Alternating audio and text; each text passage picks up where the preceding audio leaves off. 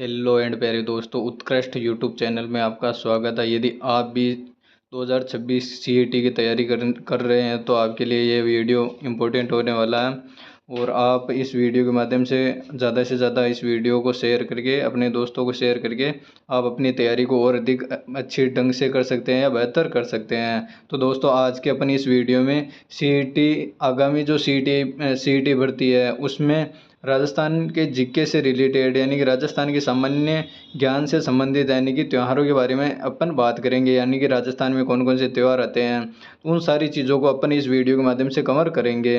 तो जैसे आपको पता ही है, यानी कि राजस्थान में यानी कि हिंदी महीनों के अनुसार यदि अपन देखें तो राजस्थान में हिंदी महीनों के अनुसार 12 महीने हैं। यानी चैत्र महीने से हिंदी महीनों में सबसे पहला महीना कौन सा आता है दोस्तों? तो सबसे पहला महीना आता है हिंदी महीनों में, चैत्र वाला महीना आता है। तो चैत्र महीने से लेकर अंतिम महीना कौन सा दोस्तों? तो अंतिम महीना फाल्गुन।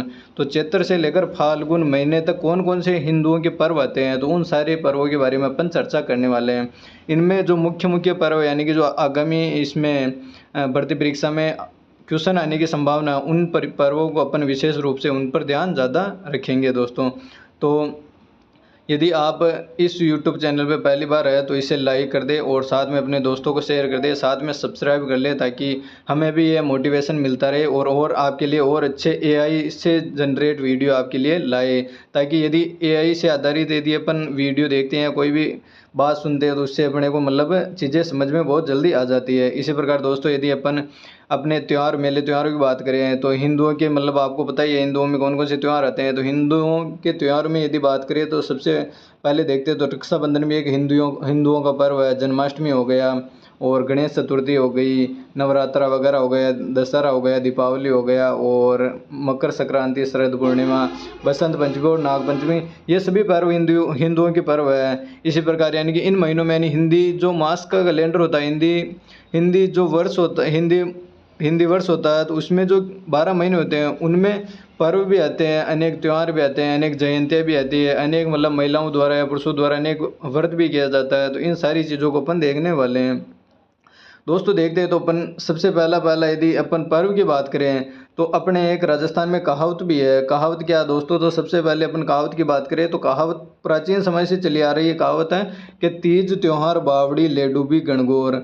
यानी इस कहावत का यदि अपन अर्थ देखें दोस्तों तो इसका अर्थ क्या है? यानी कि तीज त्योहार बावड़ी यानी कि जो श्रावण की तीज होती है वहीं से त्योहारों का शुरुआत होती है और जो गणगौर का पर्व होता है वहाँ पे जाकर सभी त्यौहार समाप्त हो जाते हैं। इस प्रकार से ये कहावत है, यानी कि तीज त्योहार बावड़ी ले डूबी गणगौर। यानी कि जो तीज का त्यौहार है वो कब आता है दोस्तों? तो वो आता है अपने श्रावण शुक्ल तृतीया को तीज का पर्व मनाया जाता है।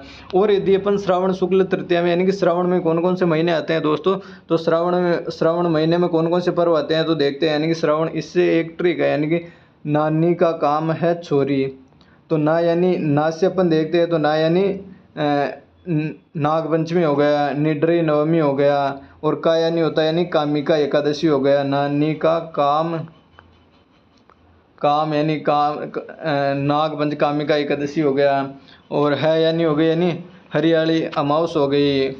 नानी का काम है छो यानी हो गई फिर छोटी तीज हो गई और री यानी हो गया रक्षाबंधन। तो ये सारे पर्व किसमें आते हैं? अपने श्रावण महीने में आते हैं। इस प्रकार दोस्तों यानी कि त्योहारों की शुरुआत कब से होती है? तो श्रावण शुक्ल तृतीया से त्योहारों की शुरुआत होती है। इसके बाद में दोस्तों अपन देखिए अगला पर्व कौन सा आता है। तो इसमें कौन कौन से यानी कि तीज पर क्या विशेष तथ्य है तो देखते विशेष तथ्य यानी कि जो तीज का पर्व होता है उसमें यानी कि और यदि देखिए तो यानी कि तीज में क्या होता है तो बूंदी में यानी कजली तीज बूंदी के प्रसिद्ध है। ये सारी चीज़ें इसमें देखेंगे। इसके बाद में आता अक्षय तृतीया। और अक्षय तृतीया का पर्व कब आता है दोस्तों? तो अक्षय तृतीया का पर्व आता है यानी वैशाख माह की शुक्ल तृतीया को। यानी वैशाख माह की शुक्ल तृतीया को अक्षय तृतीया होता है, जिसे अपन क्या कहते हैं तो राजस्थानी भाषा में इसका उपनाम है अबुझ सावा। यानी कि ग्रामीण अंचलों में यानी सबसे अधिक यानी इसमें क्या तो बिना मुहूर्त के यानी कि विवाह, अत्यधिक बाल विवाह होते हैं।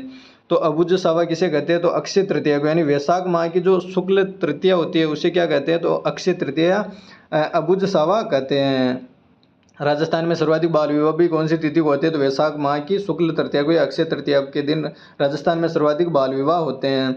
इस दिन क्या होता है तो दोस्तों इस दिन यानी कि कृषि महत्व दिन क्या है? तो इसमें यानी कृषक हल चलाकर यानी अच्छी वर्षा एवं फसल की कामना करता है। यानी अक्षय तृतीया को क्या करता है, तो वैसा कि देखो दोस्तों, यानी क्या करता है, तो किसान एक हल जोत कर यानी कि अच्छी फसल की पैदावार के लिए, वर्षा के लिए यानी कि क्या करता है दोस्तों, तो कामना करता है, मनोकामना करता है। इसके बाद में राजस्थान में सर्वाधिक बाल विवाह भी इसी अक्षय तृतीया के दिन होते हैं। इसके बाद में क्या होता है, तो यानी किन किन की पूजा की जाती है, तो इस दिन यानी बाजरा, गेहूँ, चावल, तिल, जौ इत्यादि यानी 7 अन्नों की पूजा की जाती है।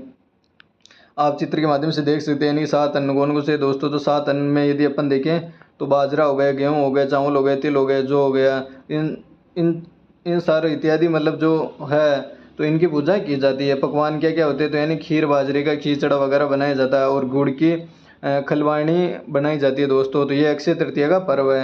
इसके बाद में दोस्तों अपन अगला चर्चा करें तो होली का पर्व है। होली का पर्व भी यानी हिंदुओं को पर्व में सबसे इम्पोर्टेंट एवं खास पर्व होने वाला है दोस्तों। तो होली का पर्व कब आता है दोस्तों, तो होली का पर्व आता है अपने तिथि कौन सी है, तो फाल्गुन पूर्णिमा के दिन यह पर्व मनाया जाता है। यानी होली का पर्व कब आता है दोस्तों, तो फाल्गुन पूर्णिमा के दिन होली का पर्व मनाया जाता है। अब दोस्तों यदि होली के भी अलग अलग प्रकार है, यदि अपन अलग अलग देखें यानी कोडामार होली है। यानी कोडामार होली कहाँ की प्रसिद्ध है दोस्तों, तो ये भिणाई की प्रसिद्ध है। कोडामार होली हो गई। अंगारों की होली की बात करें तो ये केकड़ी की प्रसिद्ध है। इसके बाद में पत्थरमार होली कहाँ की प्रसिद्ध है, तो बाड़मेर की प्रसिद्ध है। इस प्रकार यानी महावीर जी यानी श्री महावीर जी को लठमार होली कहाँ की प्रसिद्ध है, तो श्री महावीर जी है। तो ये सारी चीज़ें अपन होली के पर्व में अपन देखते हैं। इसके बाद में दोस्तों अगला पर्व की यदि बात करें तो मुस्लिम उत्साह यानी कि मुस्लिम यानी मुस्लिमों में भी जो पर्व होते हैं वो 12 महीनों के आधार पर ही होते हैं। इनके भी मतलब अपने जिस प्रकार चैत्र महीना होता है इसी प्रकार इनके यानी कि 12 महीनों के अपने आधार पर ही इनके यानी कि चांद पर आधारित इनके कैलेंडर होता है। तो इस प्रकार से मुस्लिमों के पर्व होते हैं। यानी मुस्लिमों के पर्व कौन कौन से होते हैं, तो मुस्लिमों के पर्व हो गए यानी ईद उल जुहा हो गया, यानी इसे क्या कहते हैं, तो इसे बकरा ईद भी कहते हैं। इसके बाद मुहर्रम हो गया और 12 वफात हो गया, ईद उल फितर हो गया, ये सारे मुस्लिमों के पर्व हैं। इसके बाद में दोस्तों देखिए यानी कि अगला पर्व कौन सा आने वाला, तो अगला पर्व गणगौर। यदि हम बात करें दोस्तों तो गणगौर का पर्व यानी गणगौर का अर्थ क्या होता है, तो गणगौर का अर्थ होता है यानी गण तो होता है भगवान शिव के लिए। गण गण गण किसे कहते हैं, तो भगवान शिव को कहते हैं। और गौर किसे कहते हैं, यानी पार्वती को, यानी भगवान गौरी या पार्वती को गणगौर का गौरी को यानी गौर यानी पार्वती को गौर कहा जाता है। इसके बाद में यानी कि यह पर्व यानी गणगौर का पर्व कब आता है, तो यह आता चैत्र कृष्ण